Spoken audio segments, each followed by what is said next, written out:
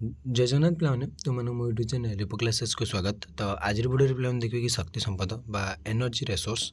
तो शक्ति संपद कौन से विषय पिला आज आम भल भाव आलोचना करवा। तो डेरी नक चलो पिला क्लास को स्टार्ट करवा। तो देखो पिला संपद सृष्टिर उत्स प्रकृति। तो संपद हूँ कौन, संपद सृष्टिर उत्स हूँ कौन प्रकृति। प्रकृति सब संपद या तार सृष्टि कह गले प्राकृतिक संपद को मनुष्य तार श्रम विद्या और दक्षता बल विभिन्न कार्य उपयोग करता है। तो देख पे मुझे तुमको कही रखा चाहिए मैंने संपद थिला बट मनुष्य जिते तार श्रम विद्या और तार दक्षता बल से जिते व्यवहारक्षम गला आम संपद ही कहले। सब सेमती कोयला थिला पेट्रोलियम थिला सब थिला बट से जिते तार ज्ञान कौशल श्रम विद्या जिते से तार से उपयोग कला तापर से गोटे संपद परिणत है। तो केतेक संपद विनियोग शक्ति मिलता है। तो केतेक संपद जो आम विनियोग करुचे से किसी ना कि शक्ति मिलता है। आधुनिक सभ्यतार मापकाठी हूँ शक्ति। तो वर्तमान सभ्यतार वर्तमान जुगर सभ्यतार मापकाठी हूँ कौन शक्ति।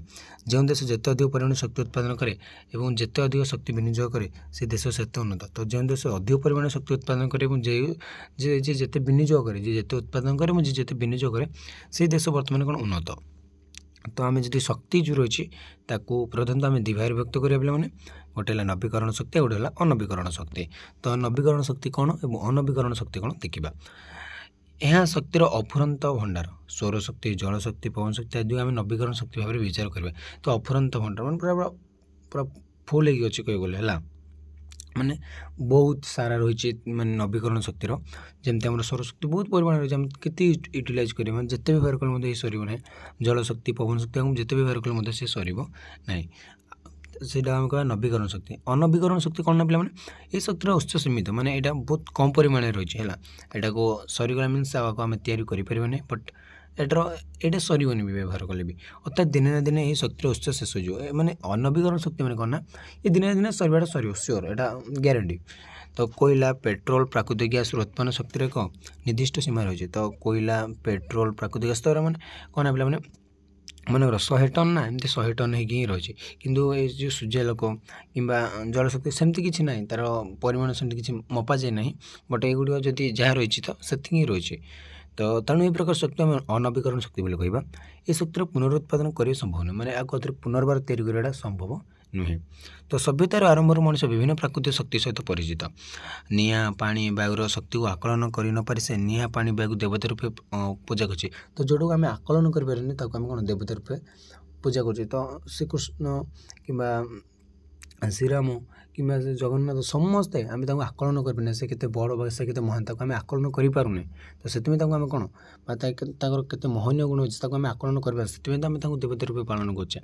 तो से भाया निआ पानी बायु जो मनुष्य आकलन कर न पारा तापर से देवता रूपे पालन कला देवता रूपे पूजा कला पर से समस्त शक्ति अख्तियार आनी निजर दैनन्दिन कार्य उपयोग कर शक्ति से निआ पानी वायु एगुड़ ही निज अख्तियार को आनला सहित से परिचित है कौन निज कार्य उपयोग कला। हलांडर प्राचीन कालू वायुर शक्ति उपयोग कराए वायु कल साहाଯ୍य पानी उठा जाए। तो हलांडर जो प्राचीन कालू वायुर शक्ति उपयोग कर। तो वायुर शक्ति माने जो पवन शक्ति को उपयोग कराए वायु कल साहाଯ୍य पवन कल साहाଯ୍य पानी उठा जाए। शिल्प विप्लव पर मनुष्य शक्तिर चाहिदा बढ़िबार लगी काठ बदल कोयलार व्यवहार है। तो शिल्प विप्लव पूर्व लोक मैंने कौन काठर बेस व्यवहार करते कि बर्तमान आम कौन कोयलार व्यवहार बहुत परिमाण में बढ़िबार लगी। खनिज तेलर अधिक चाहिदा शिल्प विप्लव पर होती।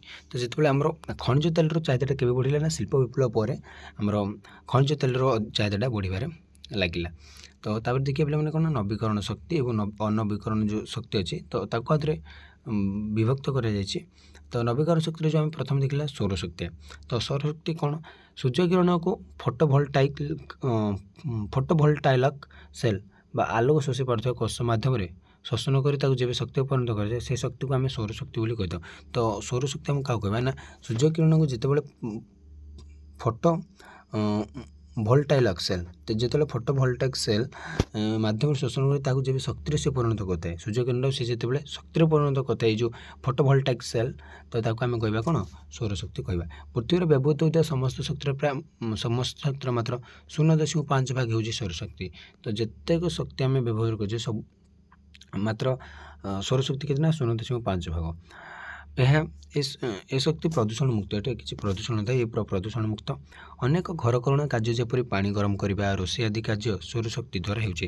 ତ ମାନେ ସୌରଶକ୍ତିକୁ ଆମେ ବ୍ୟବହାର କରି ମଧ୍ୟ କିଛି ଘରକରଣା କାର୍ଯ୍ୟ ମଧ୍ୟ କରିଦେଉଛେ।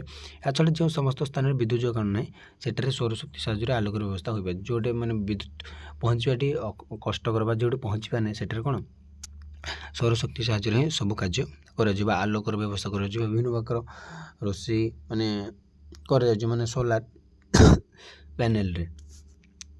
ତ ବାୟୁ ଶକ୍ତି ଦେଖିବା ତାପରେ ପିଲାମାନେ ବାୟୁ ଶକ୍ତି ପ୍ରଦୂଷଣ ମୁକ୍ତ। ତ ବାୟୁ ଶକ୍ତି ମଧ୍ୟ ପ୍ରଦୂଷଣ ମୁକ୍ତ। ମଧ୍ୟଯୁଗରୁ ହଲାଣ୍ଡରେ ବାୟୁ ଶକ୍ତି ସାହାଯ୍ୟରେ ବଡ଼ ବଡ଼ ପଙ୍ଖା ଘୂର୍ଣ୍ଣନ କରି ବା ବୁଲି ଜଳ ଉତ୍ତୋଳନ କରାଯାଉଥିଲା। ତ ଜଳଟାକୁ ବାହାର କରାଯାଉଥିଲା କ'ଣ ବାୟୁ ଶକ୍ତି ସାହାଯ୍ୟରେ। ଏ ବାୟୁ ଶକ୍ତି ସାହାଯ୍ୟରେ ଟର୍ବାଇନ୍ ଘୂର୍ଣ୍ଣନ କରି ବିଦ୍ୟୁତ୍ ଶକ୍ତି ମଧ୍ୟ ଉତ୍ପନ୍ନ କରାଯାଉଛି। ଆମର ହଲାଣ୍ଡରେ ବର୍ତ୍ତମାନ ବାୟୁ ଶକ୍ତି ସାହାଯ୍ୟରେ ଆମର କ'ଣ ବିଦ୍ୟୁତ୍ ଶକ୍ତି ଉତ୍ପାଦନ କରାଯାଉଛି। ତ ବାୟୁ ଶକ୍ତି ଦେଖିଲେ ପିଲାମାନେ, ତାପରେ ଆମେ ସୌରଶକ୍ତି ଦେଖିଲେ। ଏବେ ଦେଖିବା ଭୂଗର୍ଭସ୍ଥ ତାପଜ ଶକ୍ତି। ପୃଥିବୀର କେନ୍ଦ୍ରସ୍ଥଳରେ ପ୍ରବଳ ତାପଜ ଶକ୍ତି କେନ୍ଦ୍ରୀଭୂତ ହୋଇ ରହିଛି। ତ ଆମେ ଯଦି ପୃଥିବୀର କେନ୍ଦ୍ରସ୍ଥଳରେ ଦେଖିବା ତ ବହୁତ ଗୁଡ଼ିଏ ତାପଜ ଶକ୍ତି କେନ୍ଦ୍ରୀଭୂତ ହୋଇ ରହିଛି। ଏହି ତାପ ଫଳରେ ଭୂଗର୍ଭର କେନ୍ଦ୍ର ସମସ୍ତ ଦ୍ରବ୍ୟ ତରଳ ଅବସ୍ଥାରେ ଅଛି। ଏହି ତାପ ଯୋଗୁଁ ଭୂପୃଷ୍ଠରେ ଯେତିକି ଦ୍ରବ୍ୟ ଅଛି ସବୁ ତରଳ ଅବସ୍ଥାରେ ହିଁ ରହିଛି। କୌଣସି କାରଣରୁ ପୃଥିବୀର ପୃଷ୍ଠଦେଶରେ ଫାଟ ଦେଖାଗଲେ କେନ୍ଦ୍ରରେ ଥିବା ତରଳ ପଦାର୍ଥ ପଦାକୁ ବାହାରି ଆସେ। ଏହି ତରଳ ପଦାର୍ଥକୁ ଆମେ ଲାଭା ବୋଲି କୁହାଯାଏ। ତ ଯେଉଁ କୌଣସି କାରଣ ଯଦି ପୃଥିବୀରେ କିଛି ଫାଟ ଦେଖାଗଲା ତ ତା'ର କେନ୍ଦ୍ରରେ ଥିବା ଯେଉଁ ତରଳ ପଦାର୍ଥ ପିଲାମାନେ କ'ଣ ସେଇଟା ବାହାରୁ ବାହାରି ଆସେ। ଆମେ ସେ ତରଳ ପଦାର୍ଥକୁ ଆମେ ଲାଭା ବୋଲି କହିଥାଉ। ଯେତେବେଳେ କିଛି ଫାଟ ଦେଖାଦିଏ ମାନେ ପୃଥିବୀ ପୃଷ୍ଠରେ କିଛି ତରଳ ପଦାର୍ଥ ବାହାରୁ ବାହାରି ଆସେ ତାକୁ ଆମେ କହିଥାଉ ଲାଭା। ଯେଉଁ ବାଟ ଦେଇ ଏହା ବାହାରେ ତାକୁ ଆମେ ଆଗ୍ନେୟଗିରି ବୋଲି କୁହାଯାଏ। ତ ଯେଉଁ ବାଟ ଦେଇ ଲାଭାଟା ବାହାରକୁ ବାହାରେ ତାକୁ ଆମେ ଆଗ୍ନେୟଗିରି ବୋଲି କହିଥାଉ। ଏବେ ବୈଜ୍ଞାନିକମାନେ ଭୂଗର୍ଭସ୍ଥ ତାପ ଉପଯୋଗ କରି ବିଦ୍ୟୁତ୍ ଶକ୍ତି ଉତ୍ପାଦନ କରିବାରେ ସୂଚନାମାନ କରୁଛନ୍ତି। ତ ସେ ଭୂଗର୍ଭ ଯେଉଁ ତାପଟାକୁ ଉପଯୋଗ କରି କେମିତି ଆମେ ସେଠାରୁ ବିଦ୍ୟୁତ୍ ଶକ୍ତି ଉତ୍ପାଦନ କରିବା ସେଥିପାଇଁ ବର୍ତ୍ତମାନ କ'ଣ ବୈଜ୍ଞାନିକମାନେ ଲାଗିଛନ୍ତି। ତ ତାପରେ ଆସିଲା ଜୁଆର ଶକ୍ତି।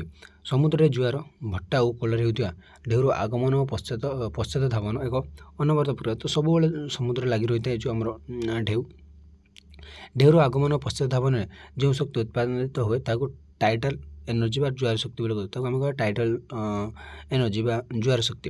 ଫ୍ରାନ୍ସ, ଇଂଲଣ୍ଡ, ରୁଷିଆ ପ୍ରଭୃତି ଦେଶ ଢେଉର ଶକ୍ତିର ହିଁ ବ୍ୟବହାର କରି ବିଦ୍ୟୁତ୍ ଉତ୍ପାଦନ କରିବାରେ ସେମାନେ ସକ୍ଷମ ହୋଇଛନ୍ତି। ମାନେ ସେ ଯେଉଁ ଢେଉଟା ଯିବା ଆସିବା ଅଛି ସେଇଠୁ ଯେଉଁ ଗୋଟେ ଶକ୍ତିଟା ବାହାରୁଛି ତାକୁ ଆମେ କହିବା କ'ଣ ଜୁଆର ଶକ୍ତି। ସେ ଜୁଆର ଶକ୍ତିକୁ ମଧ୍ୟ ବିନିଯୋଗ କରି କ'ଣ କରାଯାଉଛି ନା ବିଦ୍ୟୁତ୍ ଶକ୍ତି ଉତ୍ପାଦନରେ ତାକୁ ବ୍ୟବହାର କରାଯାଉଛି।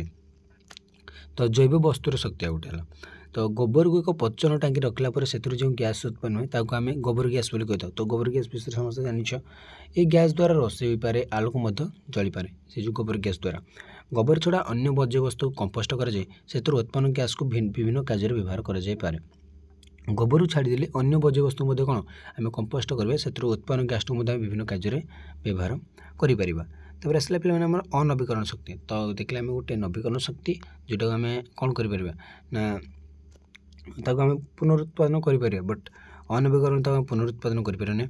କୋଇଲା, ଖଣିଜ ତେଲ, ପ୍ରାକୃତିକ ଗ୍ୟାସ୍ରୁ ଉତ୍ପନ୍ନ ଶକ୍ତି ହେଉଛି ଅନବୀକରଣ ଶକ୍ତି। କୋଇଲା ବା ଖଣିଜ ତେଲ ଥରେ ବ୍ୟବହାର ହୋଇଗଲେ ତାକୁ ପୁନରୁତ୍ପାଦନ ସମ୍ଭବ ନୁହେଁ। ତ ଦେଖ ପିଲାମାନେ କୋଇଲା କ'ଣ ନା କୋଇଲାରୁ ଉତ୍ପନ୍ନ ଶକ୍ତି ମଣିଷ ସବୁଠାରୁ ଅଧିକ ବ୍ୟବହାର କରିଥାଏ। ଯଦି ଆମେ ଦେଖିବା ତ କୋଇଲାରୁ ଯେଉଁ ଶକ୍ତିଟା ଉତ୍ପନ୍ନ ହେଉଛି ସେଇଟାକୁ ହିଁ ମଣିଷ ବେଶୀ ବ୍ୟବହାର କରିଥାଏ। କୋଇଲାରୁ ଗ୍ୟାସ୍, ଆଲକାତାରା, ପିଚୁ, ଆମୋନିଆ, କୃତ୍ରିମ ରଙ୍ଗ, ସାର ଆଦି ପଦାର୍ଥ ସବୁ ଉତ୍ପନ୍ନ ହୋଇଥାଏ। କୋଇଲାରେ ଥିବା କାର୍ବନ ପରିମାଣକୁ ହିସାବରେ ନେଇ କୋଇଲାକୁ ପ୍ରଧାନତଃ 4 ଭାଗରେ ବିଭକ୍ତ କରାଯାଏ। ଗୋଟେ ଥିଲା ଆନ୍ଥାସାଇଟ୍, ବିଟୁମିନ୍ସ, ଲିଗ୍ନାଇଟ୍ ଓ ବାଦାମୀ କୋଇଲା। ତ ତା ଯେଉଁ ପରିମାଣକୁ ଦେଖିକି କୋଇଲାରେ ଥିବା କାର୍ବନ ପରିମାଣ ହିସାବକୁ ନେଇକରି କୋଇଲା ଆମେ 4 ଭାଗରେ ମାନେ କ'ଣ ଭାଗ କରିଛେ। ଯେମିତି ହେଲା ଆନ୍ଥାସାଇଟ୍, ବିଟୁମିନ୍ସ, ଲିଗ୍ନାଇଟ୍ ଏବଂ ବାଦାମୀ। ପୃଥିବୀର ସବୁଠାରୁ ବଡ଼ କୋଇଲା ଭଣ୍ଡାର ଉତ୍ତର ଆମେରିକାରେ ଅବସ୍ଥିତ। ତ ପୃଥିବୀର ସବୁଠାରୁ ବଡ଼ କୋଇଲା ଭଣ୍ଡାର କେଉଁଠି ଅଛି ନା ଆମର ଉତ୍ତର ଆମେରିକାରେ ଅବସ୍ଥିତ। ଭାରତରେ ଝରିଆ, ଗିରିଡ଼ି, ତାଳଚେର, ମହାନଦୀ ଅବବାହିକା ଅଞ୍ଚଳରେ କୋଇଲା ଭଣ୍ଡାର ମାନେ ସବୁ ଆମର ରହିଛି। ତ କିନ୍ତୁ ସବୁଠାରୁ ବଡ଼ ଅଛି ଆମର ଗୋଟେ ନା ଉତ୍ତର ଆମେରିକାରେ। ତ ତାପରେ ଦେଖିବା ପ୍ରାକୃତିକ ଗ୍ୟାସ୍ ବା ପ୍ରାକୃତିକ ତେଲ ବା ଗ୍ୟାସ୍। ଖଣିଜ ତେଲକୁ ତରଳ ସୁନା ବୋଲି ଆମେ କହିଥାଉ। ଏଇଟା ମଧ୍ୟ ଗୋଟେ ବହୁତ ଇମ୍ପୋର୍ଟାଣ୍ଟ ମାନେ ଗୋଟେ ବହୁତ ଭଲ ମାନେ ଜାଣିବା ଜିନିଷ ଯେ ଖଣିଜ ତେଲକୁ ଆମେ କ'ଣ ନା ତରଳ ସୁନା ବୋଲି କହିଥାଉ। ଆଧୁନିକ ସଭ୍ୟତା ପେଟ୍ରୋଲ ଓ ଡିଜେଲ ବିନା ଗୋଟେ ମୁହୂର୍ତ୍ତ ସଚଳ ରହିପାରେ ନା। ସତତା ପିଲାମାନେ ମାନେ କ'ଣ ଅଛି ନା ଯଦି ଆମେ ପେଟ୍ରୋଲ ଯଦି ଗୋଟେ ଦିନ ବଞ୍ଚିଛି ତ କେମିତି ଷ୍ଟ୍ରାଇକ୍ ହେଉଛି।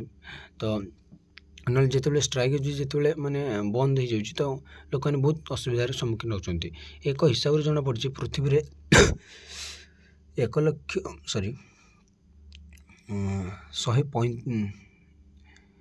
13,52,590 बैरेल तेल संचित हो रही माने कि 13,52,590 बैरेल है तेल संचित हो रही आमर उत्तर अमेरिका गल्फ देश समूह में सबुठ अधिक तेल संचित हो रही जो गल्फ देश रहा उत्तर अमेरिका ये देश मानक आम सब कौन अधिक तेल संचित हो रही जो समस्त खनिर प्राकृतिक तेल निष्कासन कराए से खनि मानक प्राकृतिक गैस मिलता है जोटा आम प्राकृतिक तेल प्राकृतिक खनिज तेल मिलला प्राकृतिक तेल मिला सेठार आमको प्राकृतिक गैस मिलता है। प्राकृतिक गैस दहन अक्षमता अपरिमित भारतर गुजरात महाराष्ट्र तमिलनाडु ओडिशा समुद्र उपकूल में ये गैसर भंडार मान थी सूचना मिली। एवं पाइपलाइन द्वारा प्राकृतिक गैस को दूर दूरांत पठाई पाइप गैस कौन पाइपलाइन द्वारा ये जो प्राकृतिक गैस को दूर दूर जगह मध्य पठाई पारे। तो आसला आणविक शक्ति पृथ्वी में व्यवहृत होता समस्त शक्तिर 5% आणविक शक्ति मिलता है। तो जो आम जिते सब शक्ति रहा आणविक शक्ति कौन 5% मिलता है शक्ति मिलता है। तो आणविक शक्ति उत्पादन सबुठ बड़ समस्या आणविक बर्ज्यवस्तुर उपयुक्त व्यवस्थाकरण। आणविक बर्ज्य जो तेजस्क्रिय रश्मि बाहर ता जीव मान बहुत क्षतिकारक सबुठ सब शक्ति आम टे खराब बट यहीटा बहुत खराब जिनस आणविक शक्तिटा। तो सेटा आम कौन तार जो तेजस्क्रिय रश्मिटा बाहर ना पे सेटा ही आम जीव मान सबुठ बड़ क्षतिकारक जिनस। या छड़ा आणविक रिएक्टर मानक कौन कारण दुर्घटना आदि है बहुत धन जीवन नष्ट करें। तो जदि कौन कारण आणविक रिएक्टर मानक जदि दुर्घटना है तो बहुत धन जीवन आमको नष्ट करें। तो आसला पे विकल्प शक्ति अल्टरनेट एनर्जी सोर्स दिनकू दिन मनुष्य शक्तिर चाहिदा बढ़ुचे अनवीकरण शक्ति दिन दिन सरीज तेणु आगामी दिन रखी विज्ञानी मैंने विकल्प शक्तिर सन्धान लगे। तो यहाँ तो सही ना आम कि ऑप्शनल रखा पड़े कि अल्टरनेट रखा पड़े ना सरीगला कौन व्यवहार करेंगे आम पेट्रोलियम व्यवहार कमेवा लगे पेट्रोल बदले इथाइल अल्कोहल व्यवहार कराला। तो पेट्रोलियम व्यवहार बर्तमान इथाइल अल्कोहल व्यवहार कराला। इलेक्ट्रिक कार सौर शक्ति चालित कार मान व्यवहार आरंभ हो गलानी। संप्रति विज्ञानी मैंने पेट्रोल वृक्ष जाट्रोपर सन्धान पाले पेट्रोल वृक्ष जो वृक्ष कौन पेट्रोल बाहर पेट्रोल निष्कासन हम यही पेट्रोल वृक्ष मान निष्कृत क्षीर पेट्रोल मिसाइले अल्प पेट्रोल खर्च हो। आगामी दिन विकल्प शक्ति हम सौर शक्ति। तो सौर शक्ति को व्यवहार करके सब कर सौर शक्तिर उपयुक्त व्यवहार और विनियोग कर मनुष्य शक्ति समस्या अनेकटा लागू हो पार। तो सौर शक्ति ही व्यवहार कर सबकि करा अन्य विकल्प शक्ति मध्य रही वायु शक्ति जलज शक्ति भूतापज शक्ति और आणविक शक्ति। तो ता सहित जदि ना तो वायु शक्ति मध्य व्यवहार कर सबकि कार्य कर जलज शक्ति ये सब व्यवहार कर अलग कार्य गुड़िक कर। तो आज पे पे क्लास को एड रखुच्छी परवर्ती क्लास देखिए मोती संपद। तो आज मैं क्लास को रखुच्छी रोचे जय जगन्नाथ।